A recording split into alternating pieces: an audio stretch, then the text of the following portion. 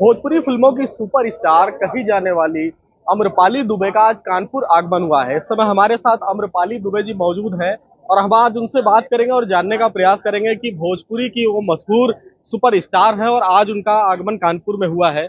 अम्रपाली जी, आपका स्वागत है। Thank you. आप कानपुर आई हैं, कैसा लगा आपको? बहुत ज़्यादा खुशी और उल्लास महसूस हुआ यहाँ पर आके।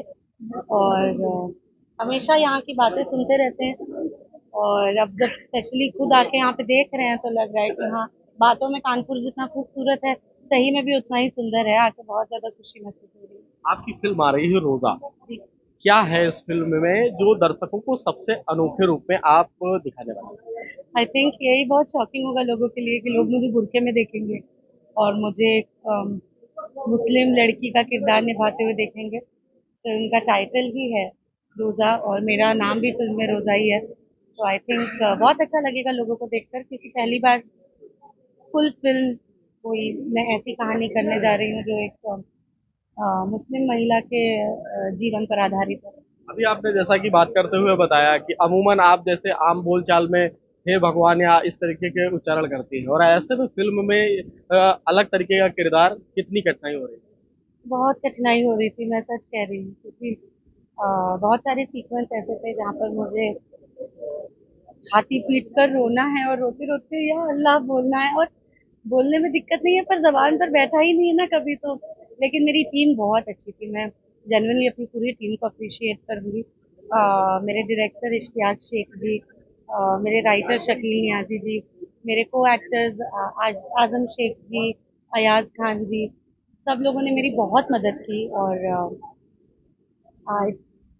अच्छा एक्सपीरियंस था, it was a great experience. I think कहानी जब लोग देखेंगे तो उन्हें बहुत अच्छी लगेगी। अमरपाली जी, जैसा देखा जाता है कि अब आजमगढ़ में दिनेश लाल यादव के लिए प्रचार करने गई, भारतीय जनता पार्टी के लिए भी आप प्रचार करती हुई जगह जगह देखी जाती है। ऐसे में फिर से एक बार चुनाव अब यूपी के आने वाले हैं 2027 में, तो क्या माना जाए कि आपकी राजनीति में भी अब एंट्री होने वाली है?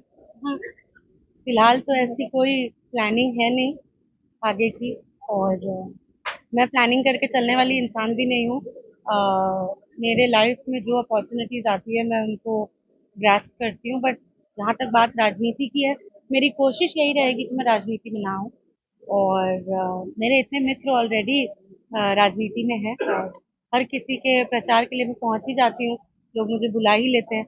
तो उस तरह से तो मैं एसोसिएटेड हूँ ही, लेकिन खुद कहीं से लड़ना नहीं हो पाएगा। बिहार मैं में लोगों से लड़ सकती हूँ, चुनाव नहीं लड़ पाऊंगी। बिहार में चुनाव होने वाले हैं, जी। तो क्या लोग जनता से बिहार की अपील करना चाहेंगे आप एक एक्टर होने के नाते, क्योंकि बिहार में कहा जाता है काफी पिछड़ा हो क्षेत्र है बिहार, ऐसे में वहां पर जातिगत राजनीति हावी है, क्या संदेश है?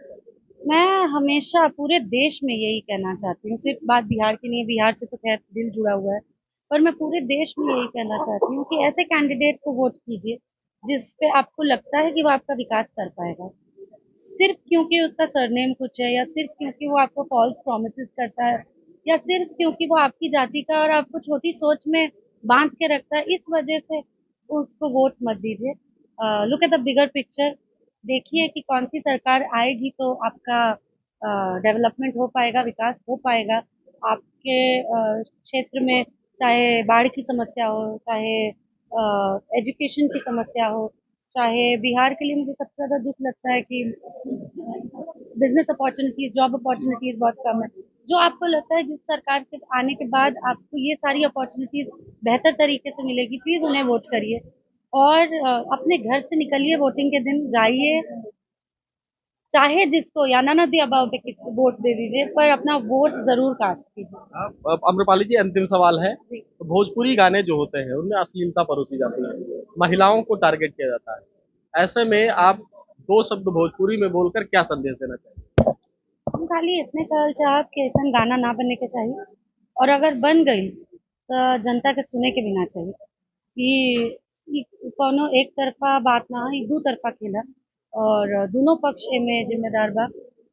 एक तरफ ऐसा गाना बनेला और बनला के बाद इतना स्पीड में व्यूज भागेला कि दूसरा बार फिर उ कलाकार के वैसने गाना बनावे के पड़ेला। तो हम चाहिला कि दोनों पक्ष तनी समझदारी से एक निर्णय ले।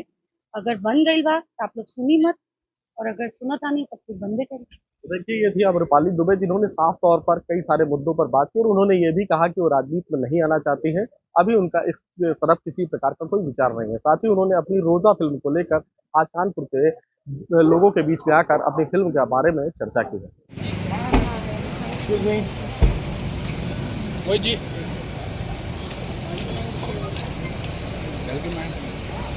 अरे कैसे भाई?